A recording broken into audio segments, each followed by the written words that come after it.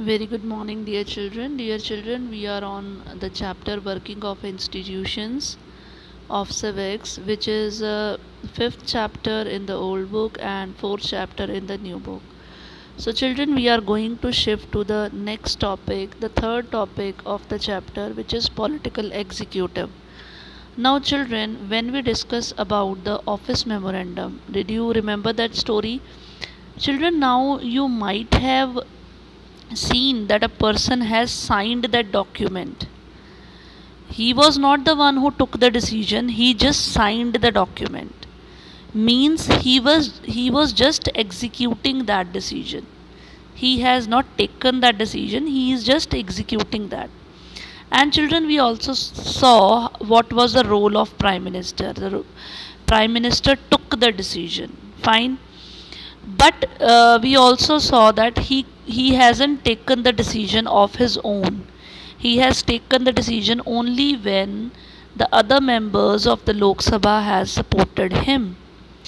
So here the Prime Minister was executing the things, the decision which was according to the wish of the Parliament. So children, at different levels of government, we have some functionaries, we have some designations, some people who are at those designations and who are going to take the decisions. They are not the supreme power on the behalf of people.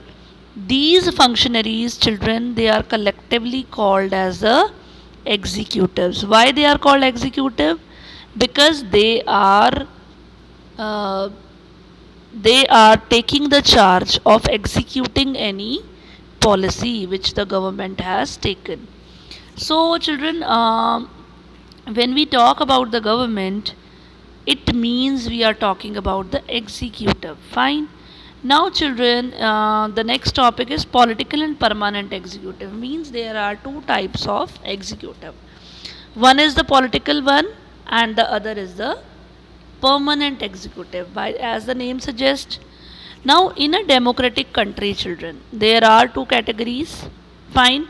One category is that which is elected by the people for a specific period of time.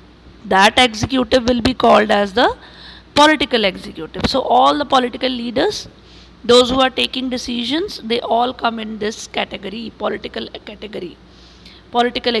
And children, the second category, these are the people which are appointed, means that's their job.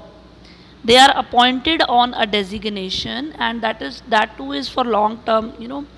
As you know that there is a age of pension and all that.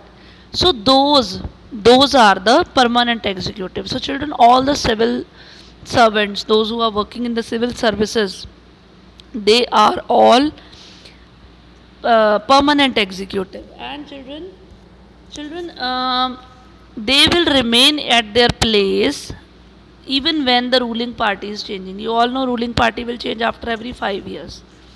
Again the elections will be held, but they will be at their fixed place. They are going to work under the political executive. They will work under those ministers. Fine. And they are going to help them out in in the working of the administration. Fine.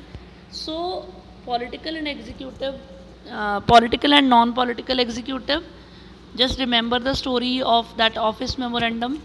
So there the Prime Minister was the political executive and the joint secretary who signed the document, that was the permanent executive.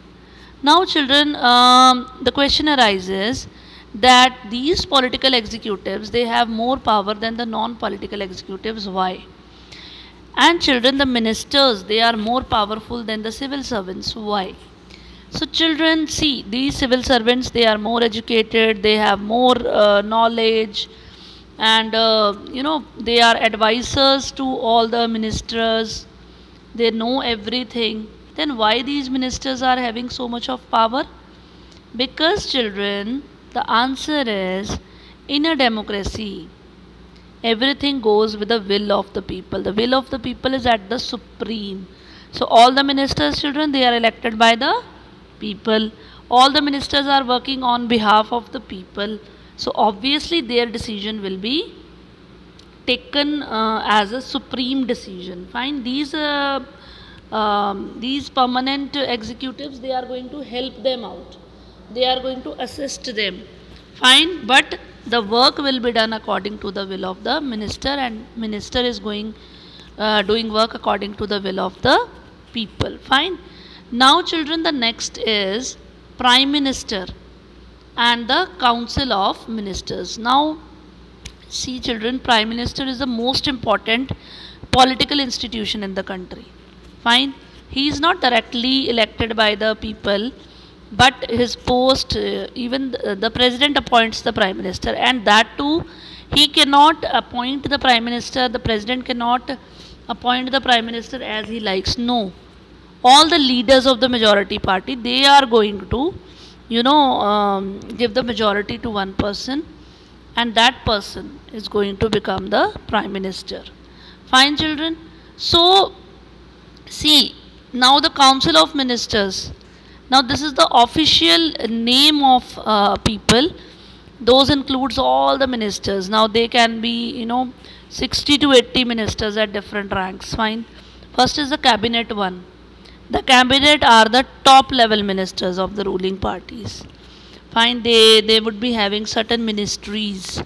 So cabinet ministers, they meet and they take decisions in the name of the Council of Ministers. Fine.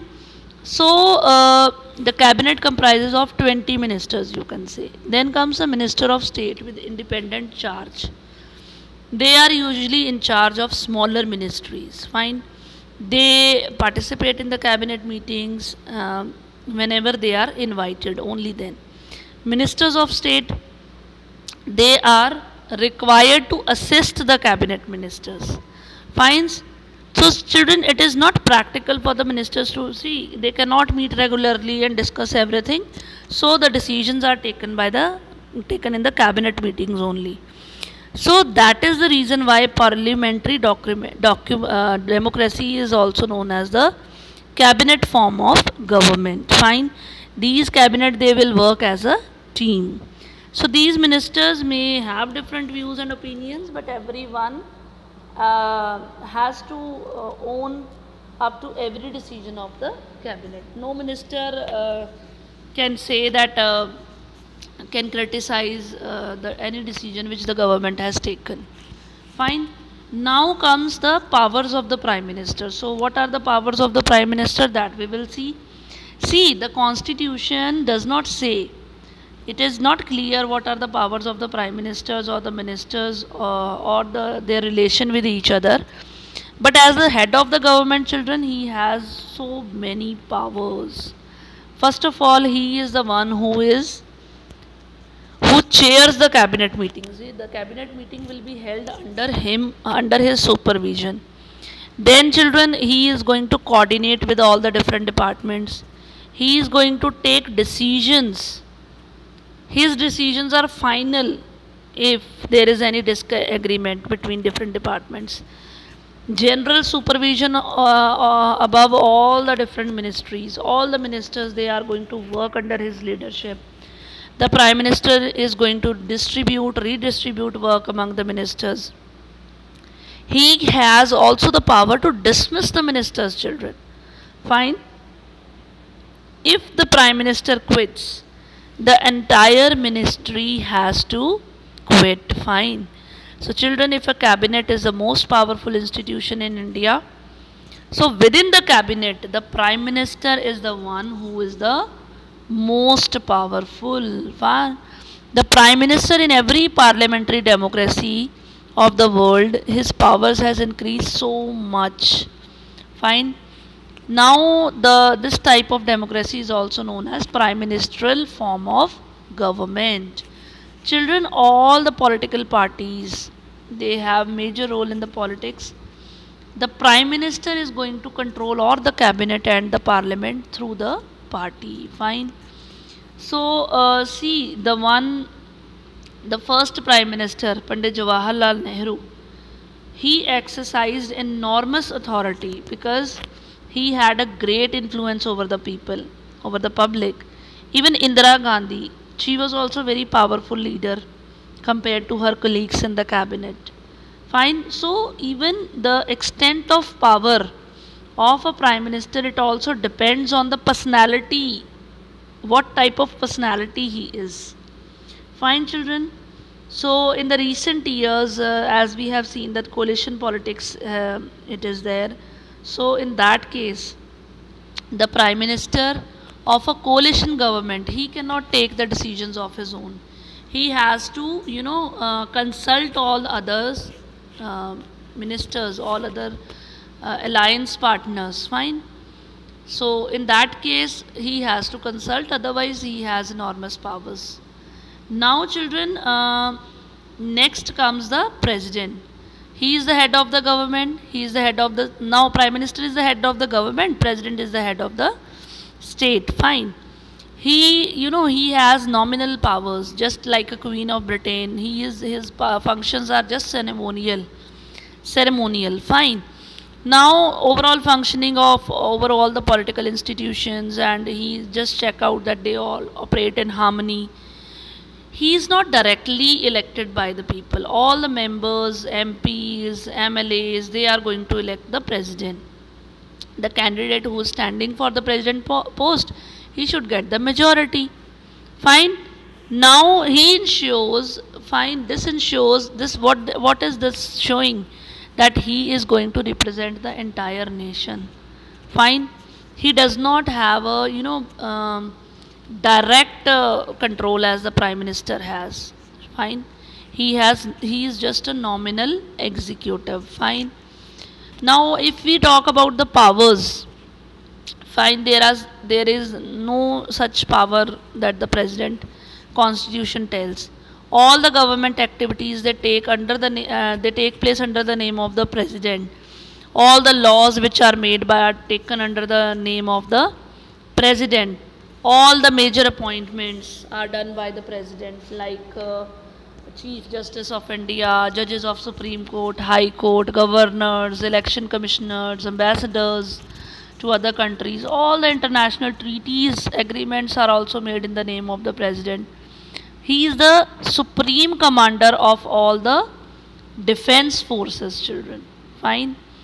But if we just check out, fine, the president is going to exercise all the powers only on the advice of the council of ministers. He cannot take powers, by his own. He has to take the consult of all. Fine.